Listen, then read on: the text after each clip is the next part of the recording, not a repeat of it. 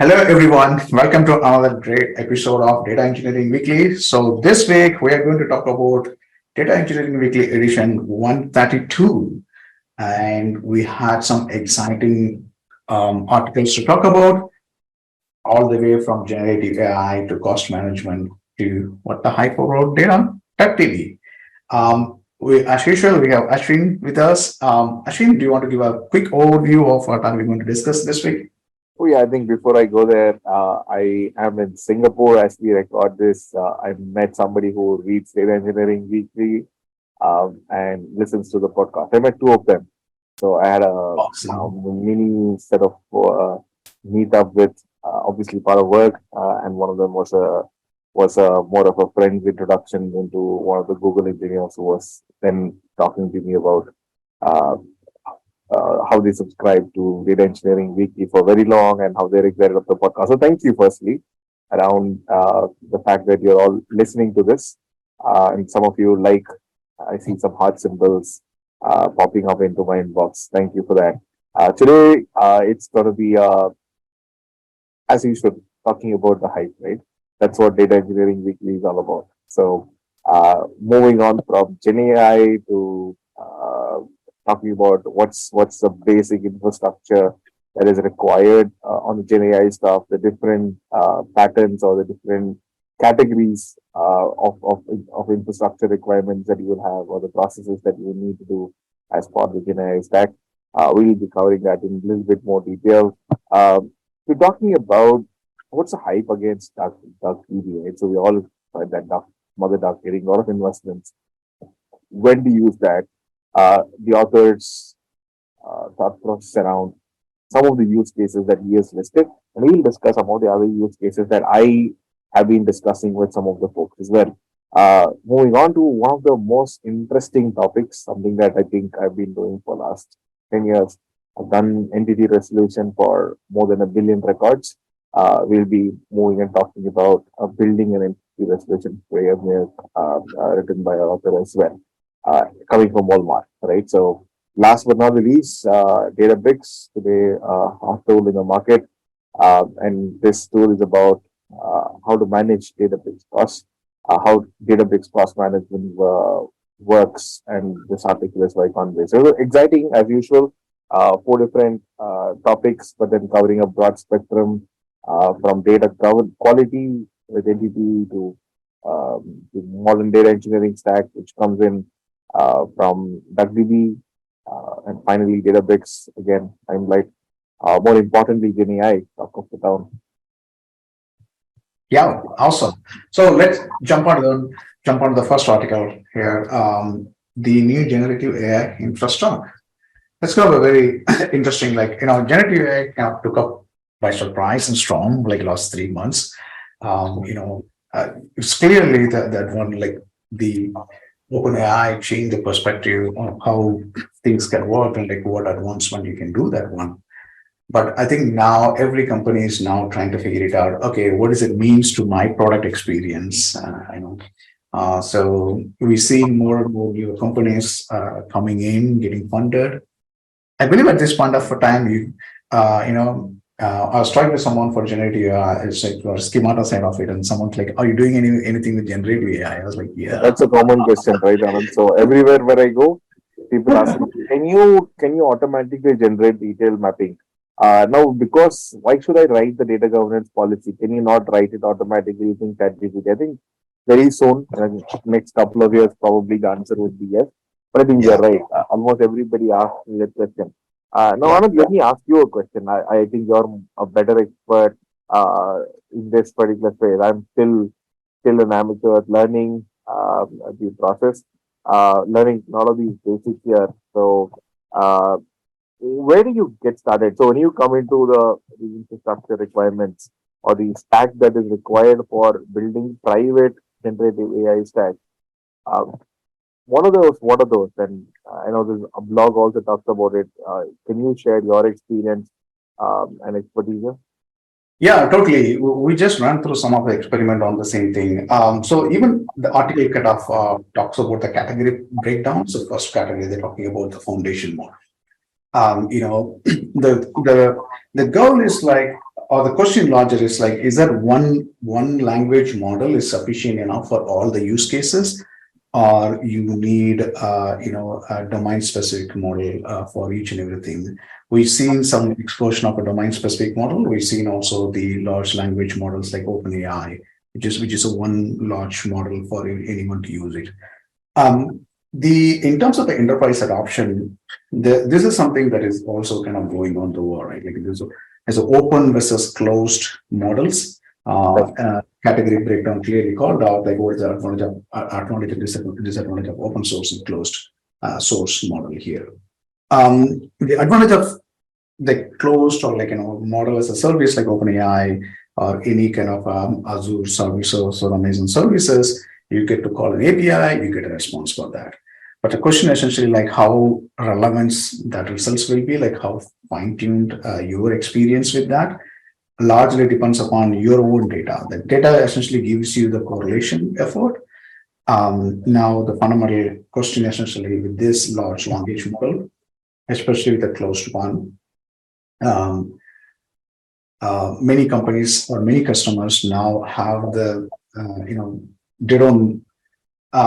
they don't want to send their customer data into a closed source because because one large model, it can be shared across everyone, so that can potentially be leaked, and there's obvious compliance regulatory requirements or everything is kind of kicking in.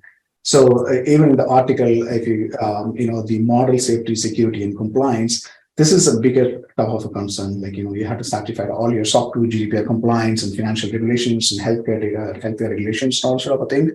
So, and also the people are kind of concerned about like model supervision, monitoring, observability, explainability, especially is a very important part of it. So that's been a top of mind for a lot of enterprises, or biggest barrier to adopt this large model. The other part of is like adopting open source models. The challenge is that it is an expensive infrastructure to run. And not every companies now can take some piece of open source code, put your data and train and manage your infrastructure on those things. So this is where the industry right now, right? If I adopt a closed source one, there is a tremendous flexibility, but it is also open up other Pandora boxes. Versus if I open source it, I can close it in my own cloud and I can do a lot of things. But the cost of operating that system is pretty hard. The second biggest challenge is adopting enterprises. The generative AI by design is a probabilistic model, right? It is a non-deterministic system. If you ask the same question again, there's no guarantee that you will get the exact response back. Yeah. So it's a non-deterministic system. Now, the product experience side of it, the product managers has to really think through and understand, okay, if I introduce a non-deterministic user experience in my product experience, is that appealing to my customer base or is it not appealing to the customer base? So identifying the use case and user experience to the respective area is also becoming a larger challenge in enterprise adoption perspective. So I think that's kind of a huge challenge right now, adopting those LLM into an enterprise. Yeah, sure. Sorry for sounding very dumb, partner. Then I'm going to ask you a dumb question, at least on this topic. The rest three of my area of expertise, but you're the expert here. So I'm going to ask you a dumb question, and on behalf of the audience here as well, and people who have read the blog. When I saw this blog diagram, I was reminded of the data engineering landscape that Matt publishes, right? So many different tools, and it causes a lot of chaos, isn't it? So if you look at it, you spoke about models, you spoke about observability tools, you spoke about feature store, inference tools, security compliance tools, and then there's like the whole notion of prompt engineering tools as well. Isn't it too much heavy? Like, how do people operationalize this in an enterprise? Like, I understand somebody us using as a third-party service is a lot more easier, right? If I'm using ChatGPT as an end consumer, but how do enterprises look at it? And what are some best practices that people are following, if you're aware of this? Yeah, I mean, data and AI is it's still kind of, we're still kind of simplifying that. Unfortunately, we are not in an area where I can simply open a Postman and then create some API and like, oh, this Yeah. is fine, and write some, use some Ruby on Rails to create a auto-generated AI for that, like auto-generated API for that. Data engineering is hard, like in other aspect, like there's too many moving pieces here. The good thing is, like from an enterprise adoption, I think you rightly put it out, right?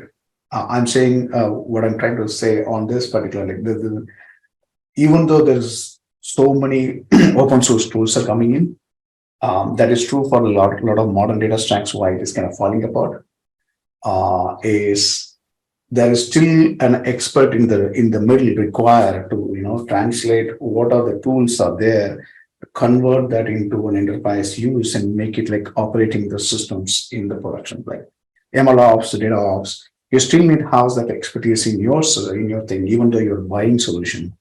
There is no difference between a buying and building. Like you still need, like the when people are buying the system, they're underestimating the complexity of integration Yeah. into their product. That's a whole notion from my same thing for like heroes, like modern data stack also. No, I don't want to bring modern data stacks here, but it's comparatively the complexity of the data stacks, right? Though individual categories are building, and then uh, that's going back to bundling and unbundling categories, right? Like you will see unbundled uh, categories like this, and then slowly and when unbundling solution comes in, the cost of integration or the complexity of integration pushed to the organizations to adopt, and then the organization kind of revert, like they say like oh, this is too complex to adopt. Then you will see like slowly the categories trying to merge one by one. Correct. Correct. I Uh, think they become specialized, and then I think they become. yeah, Uh, the reason is that the founding model labeling, data storage, fine tuning, each and every one on its own is a complex problem to solve. So I don't think any company can say and start like oh, I'm going to solve everything at once. There has to like every startup has to focus on one fine value proposition and easy to target market. So that's why you see this whole you know um, um, the categories of systems are coming in, and then we'll so like okay, can the feature storage can also give you an application layer on top of it, or application framework on top of it, or can it also provide a model deployment hosting so that an integrated experience can come together, or feature storage can it be merged into a data storage and retrieval because it is another data storage and entry. So these are the things will get slowly accumulated over the period of time.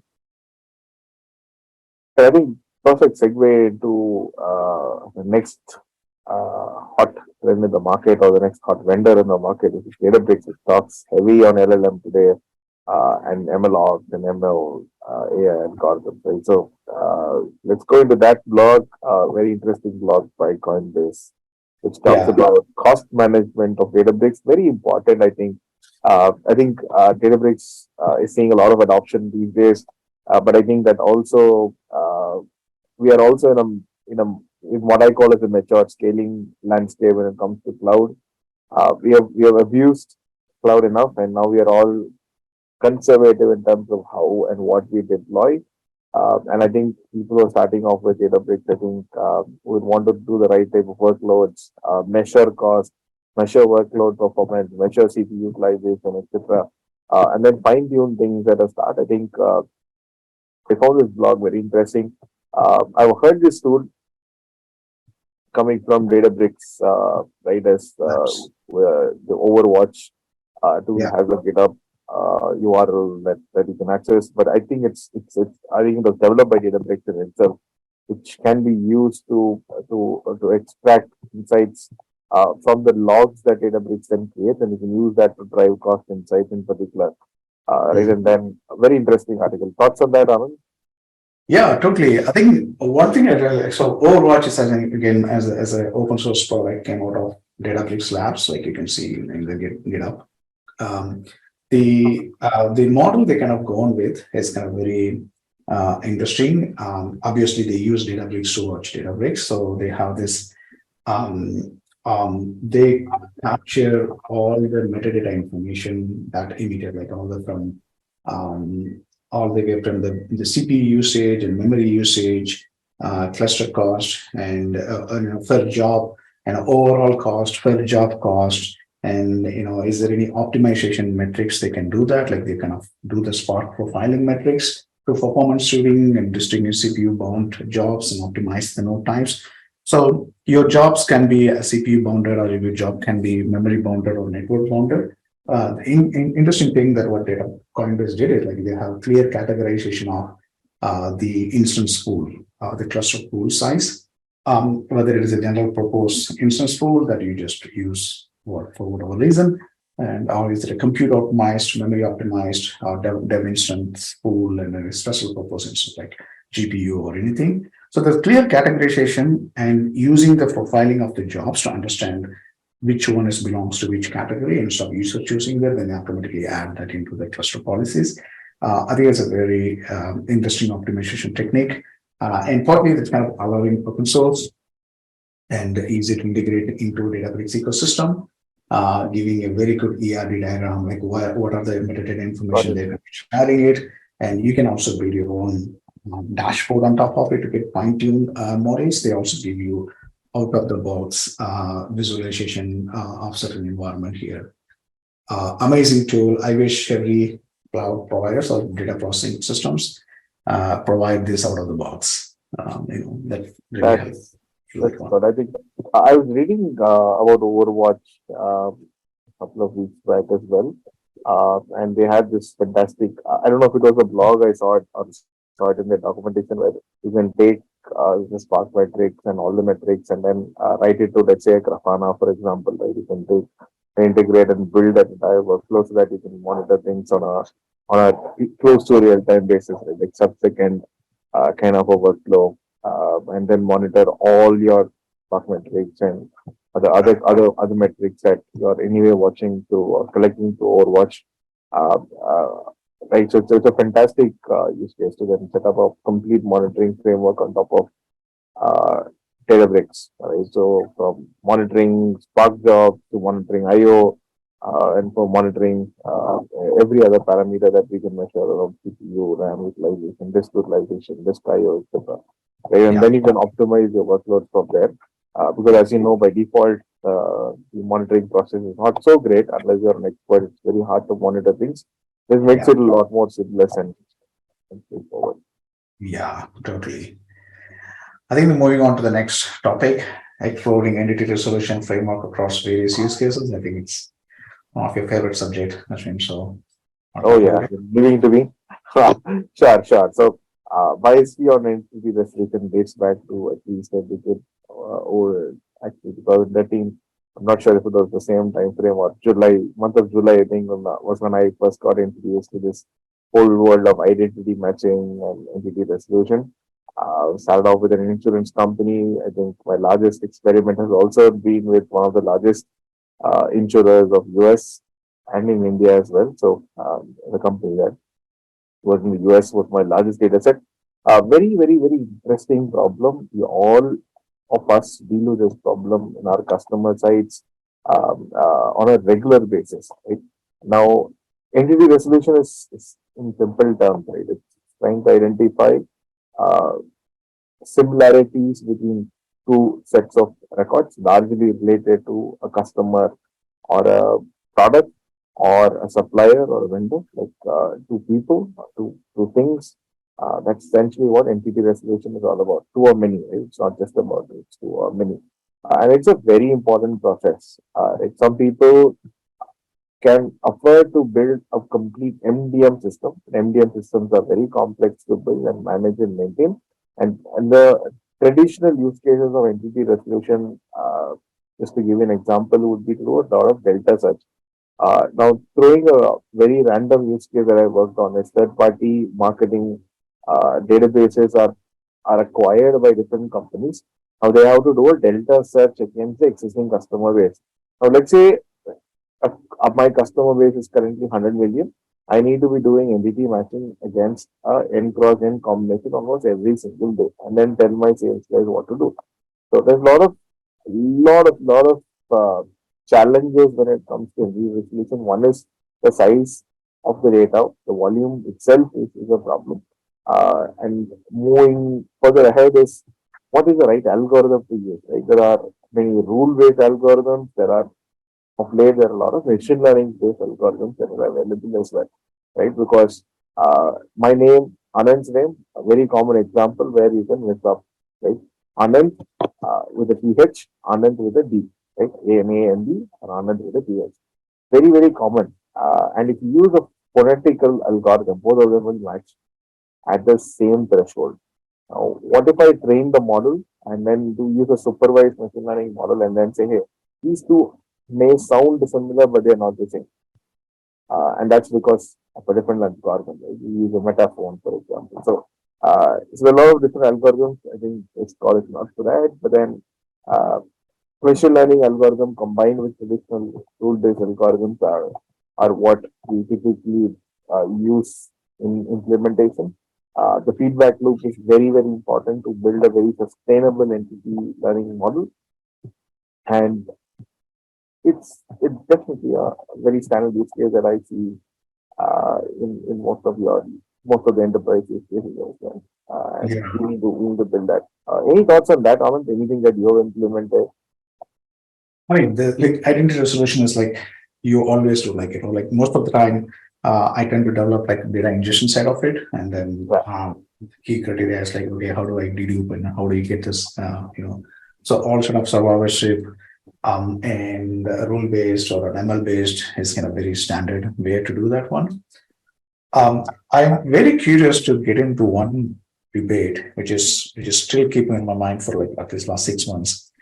The questions about MDM versus CDP. People are now going like this is a composable CDP. Like people are moving to like, okay, we can use the data warehouse and build your own, whatever, the identity solutions and stuff like that. I was like, isn't it what MDM is supposed to do that? Should we get on a debate now? Yeah, so I think we should do a debate on that. I really wanted to do a debate on that particular part of it. I feel like, if you take an MDM part of it, like all those things, like, rule-based MDM, it's like rule-based entity resolution, all talks about survivorship, right? If a two ID matches, which record survive, which doesn't survive. Yeah. And the concept remains the same. And most of the regulatory things like healthcare, it requires a strict auditing of adding those rules and other things, because purely you don't want to suggest or dispatch some medicine to somebody else. It requires a lot of, unlike a marketing technologies, like, okay, you send a wrong email, you didn't get an email, okay, that's okay. I'm very curious to figure it out, like why MDM is so slow or perceived as slow versus CDP, why it is perceived as fast, even though the resolution techniques or everything is kind of fundamentally remains the same in this case, right? So yeah, I think CDP leads with a lot of more identifiable data, right? So it's something that uniquely identifies. There's a unique identifier, and most of the times is what I felt with the CDP. Again, I could be wrong, but MDM and CDP, I think, addresses slightly different use cases. While if you only talk about customer, it's fairly simple. If you have a prospect coming in, you're trying to ensure that you have a consolidated information of all of that, and you're using traditional marketing systems, and you have something which is a unique identifier here, which is an email. Right now, MDM can be even more complicated, right? Let's say you have an account with a bank. You have an account with, let's say, gmail.com. Now, with your employer, like at least in this part of the world, let's say your employer also opens an account for you. Right, and you have another account with a different email ID. So the identifier is kind of lost. But obviously, yes, there's your unique identifier like your SSN, etc., which can then be used to consolidate and kind of unify the data. If there is a very unique identifier already, that unique identifier sometimes is not available to the CDP platform, right? So I think there are use cases But what I have figured out, right, usually CDP platforms, right, they're used mostly for customer activation, more Activation. around, yeah, yeah, Yeah. more on customer activation, more on devices and Right. web forms where I'm able to identify, okay, this person has come from my Google Ads, Mhm. and I know this is the particular person. I'm going to push this to enter message. While Okay. MDM systems are built for heavy campaigns, see, Like a I marketing functions. but then, yeah, if the output of MDM cannot be used for CDP, that's a good question, right? I think, Yeah. It could be an engine for an activation, right? So I don't know. Like, it's an interesting thing to explore. Like, is it CDP versus MDM? yeah, but I Same think thing. they're mutually exclusive. Not, I think uh, they're not competing with each other. Yeah. Yeah. Definitely. Yeah. That is there. But MDM is a very slow process, and you absolutely nailed it. MDM is not a CDP is like built for speed, right? Because you are starting with a digital one.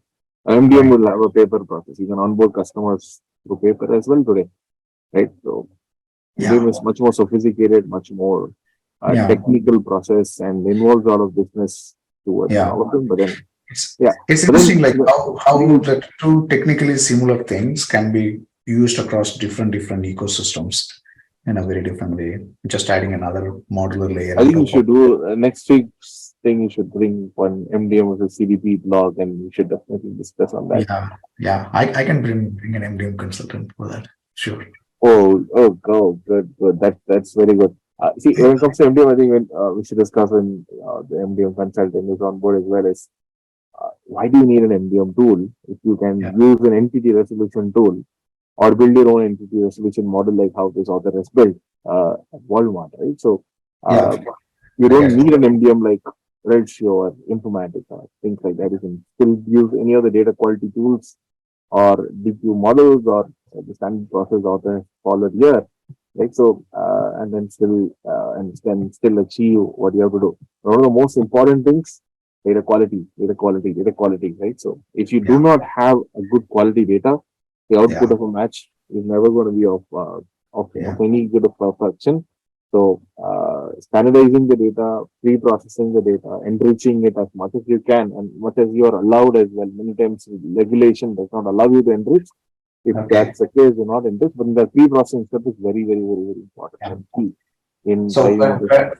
perhaps we'll reach like a composable MDM at some point of a time. So I Oh, think we okay. spend a lot of time on MDM. Let's see.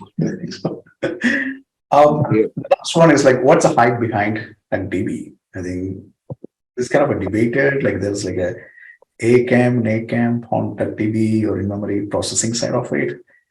Um, what is your take on so far understanding the market? Shane? I think that DB is simplifying access and usage.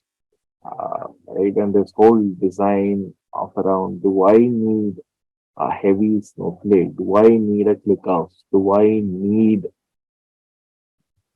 a very complicated, sophisticated processing engine to do a simple reporting?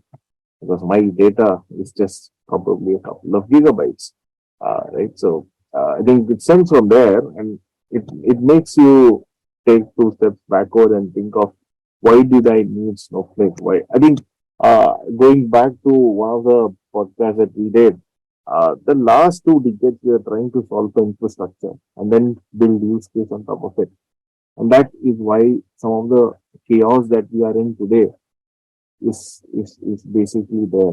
Right? We solve for infrastructure, then the use case. We buy Yeah, Snowflake, and then start to pick use cases into Snowflake. We hardcode the use case into an infrastructure that we have onboarded. Now, the whole right. notion of I'm a big fan of data products, as you know, uh, of data products and data mesh architecture and decentralization patterns is around solving for the use case and identifying the tech stack. Now, in you drill down and do all of that, not every time you need a a very expensive tool for your use cases, right? Again, this I'm not just going to use. I'm resource constrained, and that's why I have to use a DuckDB. But if your use case just demands a very simple database, it can be spawned off using a container, and you can maintain state for some time, why not a DuckDB, right? So I'm a big fan of using simple things, and depending on the use case, I want to bring DuckDB, or it could be a Snowflake. I would use Snowflake, BigQuery, Redshift, or any of the tool of my choice for the right use case. Yeah. But DuckDB seems very interesting from in my point of view. Right? I think the value proposition of DuckDB is pretty clear, right? Like for example, every company will have more than a terabyte of data. Like Yeah.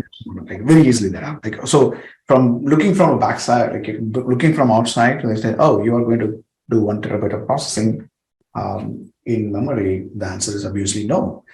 Yeah. But the way DuckDB works is a kind of an in-process system, right? And it can easily fetch data from your S3 or any other storage solution and then move that into an in-process. So what it in-process means, your application code and the data now exist co-located in the same machine in a single box that you can process it. So it will be much faster than normal. So there's important differences, like DuckDB is not like Redis, like, or it's not an in-memory database, it's an in-process database, which means your application code and those students are working on together, right? And we've seen advancement of data frame tools like Pandas AI and also other things are coming in that also focusing on in process or in memory processing a lot.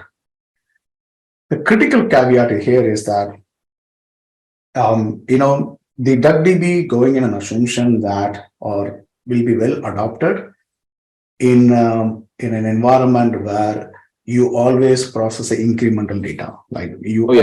For last 1 day data, I got like 100 GB. I'm processing only the 100 GB data. So the incremental data processing is kind of, if you adopted incremental data processing strategy, which most of the companies that I worked adopted incremental data processing. Yeah. So for me, like departmental use cases, Anand. See, take a RevOps use case.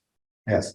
See, while marketing in a B2C company may deal with a lot of clickstream data, marketing in a B2B company may not deal with the same. A RevOps use case, which is around taking data from Salesforce, joining it with 10 other data sources, which are again SaaS, for a less than $100 million company, $200 million company. I think imagine the cost savings for the same functionality, right?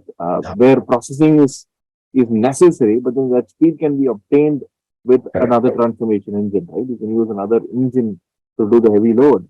But then most of the simple use cases can then be done in a very simple way. Definitely. I think the challenge will be like the traditional data modeling techniques like dimensional modeling. This modeling, they're not incremental data processing. If you wanted to do a change to SCD type conversion, we had to look through the whole table, insert and update and all sort of a thing. So these models are not well suited for that kind of a model purpose. So those companies who adopted that model is kind of will struggle a little bit. Companies kind of adopted more of an incremental data processing model. I think that DB will give them a tremendous loss at the time. So, yeah. I think interesting. We need to wait for more adoption of DB, but I think it's definitely happening. Particularly when you have an OLAP engine that supports SCD. It's so simple to deploy, so simple to bring up and leverage this SQLite and all that. So it's definitely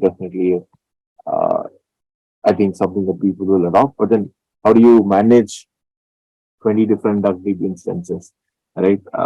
And the consistency among data. So that's to be understood. Like if my use case itself does not share data with anybody else, my raw layer is something which is standardized into the S3 so that I can bring data from S3 whenever it is required.